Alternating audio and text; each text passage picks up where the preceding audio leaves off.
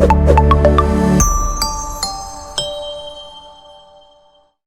this particular video we are going to talk about binding energy, that what binding energy is. So let's see that we are having a nucleus. हम सबसे पहले देख लेते हैं कि हमारे पास क्या है. हमारे पास एक न्यूक्लियस है, ठीक है.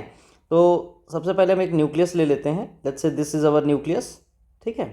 अब इस न्यूक्लियस में क्या होगा, इस न्यूक्लियस में आपको मिलेंगे न्यूट्रॉन्स और प्रोटॉन्स, ठीक है. तो यहाँ पर हमें मिलते हैं न्यूट्रॉन्स एंड प्रोटॉन्स. तो हमने यहाँ पे लिख दिया N for neutrons and P for protons, ठीक है. किसी भी न्यूक्लियस में जब न्यूट्रॉन्स और प्रोटॉन्स एक साथ लाई करते हैं तो उनको टुगेदर इंटैक्ट रखने के लिए, होल्ड रखने के लिए जो एनर्जी रिक्वायर्ड होती है उसी को हम कहते हैं बाइंडिंग एनर्जी. तो ये याद रखने वाली बात है यहाँ पे कि जब न्यूट्रॉन्स और प्रोटॉन्स होंगे तो इनको साथ में एक साथ जब भी हम पढ़ते हैं तो इनको हम क्या कहते हैं, इनको हम कहते हैं न्यूक्लियॉन्स, ठीक है. न्यूक्लियॉन्स मतलब ये क्या हो जाते हैं, nucleons are neutrons plus protons. Neutrons plus protons. Nucleons equals to neutron plus proton, ठीक है. न्यूट्रॉन और प्रोटॉन को मिला के क्या बनता है, न्यूक्लियॉन. तो बाइंडिंग एनर्जी हमारी क्या हो जाती है, binding energy it is the energy, इसको आप चाहें तो शॉर्ट में लिख सकते हैं, एनर्जी विद विच न्यूक्लियॉन्स मतलब अभी मैंने आपको बताया क्या होता है. न्यूक्लियॉन्स मतलब neutrons plus protons. Nucleons are bound together, bound मतलब एक साथ रखना, इंटैक्ट रखना, bound together in the nucleus, ठीक है. Bound in the nucleus, nucleus में वो रहते हैं एक साथ, इसीलिए इसको क्या कहते हैं, इसको हम बाइंडिंग एनर्जी कहते हैं, क्योंकि बाइंड कर रहा है, होल्ड कर रहा है ना एक साथ, इसलिए इसको हम लोग कहते हैं बाइंडिंग एनर्जी. बाइंडिंग एनर्जी का जो मेन रीजन है वो क्या है, main reason is mass defect, ठीक है. Main reason is mass defect है, इस वजह से बाइंडिंग एनर्जी एग्जिस्टेंस में है, ठीक है. Let me right it, mass defect. तो अब हम क्या करेंगे, इसी का हम एक्सप्रेशन डेराइव करेंगे. तो सबसे पहले एक एलिमेंट सेलेक्ट करना होगा. लेट्स हमने एलिमेंट ले लिया x, ठीक है. तो आपने एक एटॉमिक नोटेशन जो आपने पढ़ी है उसमें पढ़ा होगा कि a के ऊपर x के ऊपर हम क्या लिखते हैं, x के ऊपर हम लिखते हैं हमेशा a, और नीचे सबस्क्रिप्ट में हम क्या लिखते हैं, z, ठीक है. सुपरस्क्रिप्ट में a लिखते हैं, सबस्क्रिप्ट में हम लोग z लिखते हैं. और इनका मतलब क्या होता है, a आपका डिनोट करता है क्या, मास नंबर.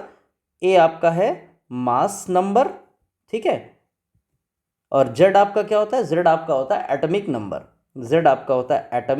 नंबर. और इसी को हम जानते हैं एक और चीज से, क्या, एटॉमिक नंबर क्या है, it is number of protons, कितने प्रोटॉन्स अवेलेबल हैं. So it is number of protons available, right, number of protons. और मास नंबर क्या होता है, mass number means number of protons plus number of neutrons, यानी कि न्यूक्लियॉन पूरा, ठीक है. तो इसमें क्या हो जाएगा, इसमें हमारा हो जाता है A will be equal to Z plus N, where N is what, where N is the number of neutrons, ठीक है, नंबर ऑफ न्यूट्रॉन्स, ठीक है. अच्छा, अब देखिए, अब हम अगर हमें निकालना है इसका एक्सप्रेशन तो हमें सबसे पहले क्या कंप्यूट करना होगा, सबसे पहले मास डिफेक्ट कंप्यूट करना होगा. तो उसके लिए हम कुछ अजम्पशंस ले लेते हैं, ठीक है. जैसे कि हमने क्या एज्यूम कर लिया, लेट्स से हमने m एज्यूम कर लिया, क्या है, m हमारी हो गई एक्सपेरिमेंटल वैल्यू ऑफ मास, ठीक है. एलिमेंट का जो एक्सपेरिमेंटेड मास है वो कितना ले लिया हमने, m ले लिया. So let me right it, it is what, it is experimented value of element, experimented value of mass, experimented mass of m लिख दें, सबसे कन्वीनियंट रहेगा, एक्सपेरिमेंटेड मास ऑफ एलिमेंट, ठीक है, एक्सपेरिमेंटेड मास ऑफ एलिमेंट, ठीक. अच्छा, इसके बाद हम देखें तो हम mp ले सकते हैं. mp क्या है हमारा, मास ऑफ वन प्रोटॉन, एक प्रोटॉन का mass of one proton. Similarly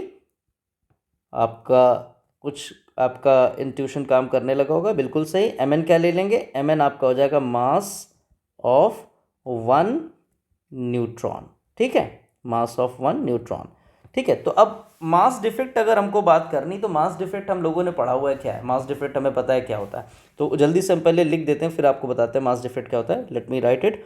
mass defect को हम किससे डिनोट करेंगे, लेट्स से हमने डेल्टा एम से इसको डिनोट किया, और इसको मैं लिख देता हूँ, क्या है ये हमारा है मास डिफेक्ट, ठीक है. चलिए, मास डिफेक्ट, तो डेल्टा एम आपका कितना हो जाएगा, डेल्टा एम आपका हो जाएगा जो हम कंप्यूट कर रहे हैं मास, ठीक है, वो कौन सा, वो एक्सपेरिमेंटेड वाला है। और जो एक्चुअल होगा इसका, अब एक्चुअल कितना होगा, एक्चुअल पूरे अगर न्यूक्लियस की आप बात करें तो पूरे न्यूक्लियस में है क्या, नंबर ऑफ प्रोटॉन्स हैं, कुछ प्रोटॉन्स हैं, कुछ न्यूट्रॉन्स हैं। अगर सबका टोटल कर दें, टोटल प्रोटॉन का मास जोड़ लें और टोटल न्यूट्रॉन्स का मास जोड़ लें तो न्यूक्लियस का मास मिल जाएगा। वही चीज़ हमको यहाँ करनी। तो अगर मैं आपसे कहूँ कि अगर टोटल मास निकालिए, आप समीशन करिए mass of proton mass of neutron का, तो आप क्या करेंगे, आप यही करेंगे ना कि mass of proton plus mass of neutron, ठीक है। लेकिन ये तो केवल एक का है, तो हमको क्या करना पड़ेगा, हमको सबका निकालना। नंबर ऑफ प्रोटॉन हमारे पास कितने हो रहे हैं, देखिए ध्यान से, वो हो रहा है z। सो हम क्या करेंगे, इसको यहाँ पे हम z से मल्टीप्लाई कर देंगे, ठीक है। तो यानी कि z इंटू एम पी क्या हो गया, टोटल प्रोटॉन्स का मास निकल करके आ गया। सिमिलरली अगर हम यहाँ पर बात करें तो आप गौर से देखें तो a is equal to Z plus N है, तो यहाँ से नंबर ऑफ न्यूट्रॉन्स कितने हो जाएंगे, नंबर ऑफ न्यूट्रॉन्स आपके हो जाएंगे a माइनस जेड, ठीक है, a माइनस जेड। ये क्या आ गया, ये हमारी आ गई वैल्यू किसकी, एक्चुअल मास की, जो एक्चुअल मास होता है। तो इसको हम बंद कर देते हैं एक ब्रैकेट में, और माइनस जो हमारी एक्सपेरिमेंटेड वैल्यू थी यानी कि capital M।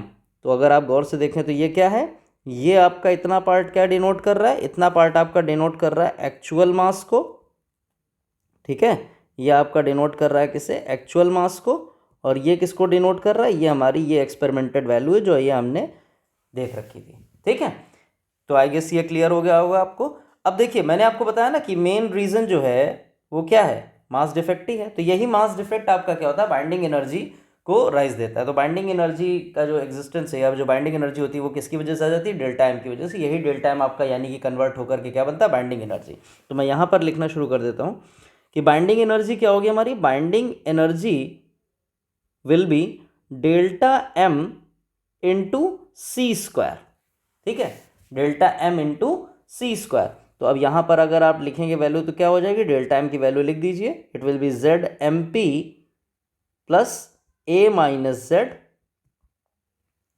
M N minus capital M, ठीक है। और ये पूरा हमारा क्या है, ये तो हमारा पूरा डेल्टा एम था, इसको मल्टीप्लाई कर दिया सी स्क्वायर से, तो हमको क्या मिल गया, बाइंडिंग एनर्जी मिल गई, ठीक है।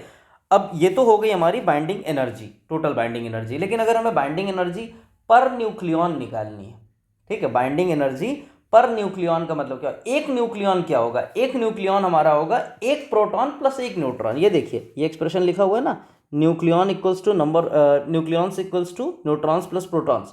तो एक न्यूक्लियॉन कितना होगा, एक न्यूक्लियॉन मतलब एक न्यूट्रॉन और एक प्रोटॉन का समेशन, ठीक है। तो अगर हमें बाइंडिंग एनर्जी पर न्यूक्लियॉन निकालनी है तो बाइंडिंग एनर्जी पर न्यूक्लियॉन हम कैसे निकालेंगे, बाइंडिंग एनर्जी पर न्यूक्लियॉन हमारा कितना हो जाएगा, that will be binding energy divided by A. क्यों ए, क्योंकि ए क्या डिनोट कर रहा है, A is Z plus N, Z plus N का मतलब क्या हो गया, number of proton plus number of neutron, ठीक है। तो बी कितना हो जाएगा पर न्यूक्लियॉन के हिसाब से, B will be for per nucleon it will be Be upon A. Now one more important thing for consideration here, देखिए ध्यान से कि ये जो बाइंडिंग एनर्जी हमने निकाली है, ये कई बार होता है कि हमें इसको मेगा इलेक्ट्रॉन वोल्ट में निकालना होता है। मोस्ट ऑफ द न्यूमेरिकल जब हम करेंगे तो उसमें मेगा इलेक्ट्रॉन वोल्ट में निकालेंगे, तो उसके लिए बहुत ही आसान है, आपको कुछ भी नहीं करना है। सबसे सरल तरीका मैं आपको बता देता हूँ कि बाइंडिंग एनर्जी अगर आपको मेगा इलेक्ट्रॉन वोल्ट में निकालनी है तो ये जो भी एक्सप्रेशन आपका आया है, कौन सा, डेल्टा एम सी स्क्वायर का, इसको आप मल्टीप्लाई कर दो किससे, इसको आप मल्टीप्लाई कर दो 931 अपॉन सी स्क्वायर से, ठीक है। तो जब इतना आप कर दोगे तो सी स्क्वायर कैंसिल हो जाएंगे और आपके पास क्या बचेगा, आपके पास बचेगा Z M P plus A minus Z M N minus capital M, ठीक है, इंटू 931। और ये आपका हो जाएगा किस में, ये आपका आ जाएगा मेगा इलेक्ट्रॉन वोल्ट में। न्यूमेरिकल जब भी हम करते हैं तो हम हमेशा इसी फॉर्मूले को यूज़ करते हैं बाइंडिंग एनर्जी के। सो this is very important formula for the binding energy computation. जब आप न्यूमेरिकल करेंगे तो आप इसी को यूज़ करेंगे। और अगर पर न्यूक्लियॉन के लिए निकालना है, एक न्यूक्लियॉन के लिए अगर बाइंडिंग एनर्जी कंप्यूट कर रहे हैं तो बाइंडिंग एनर्जी हमारी कितनी हो जाएगी पर न्यूक्लियॉन के हिसाब से, it will be B upon A, ठीक है। So this is very important, these two formulas are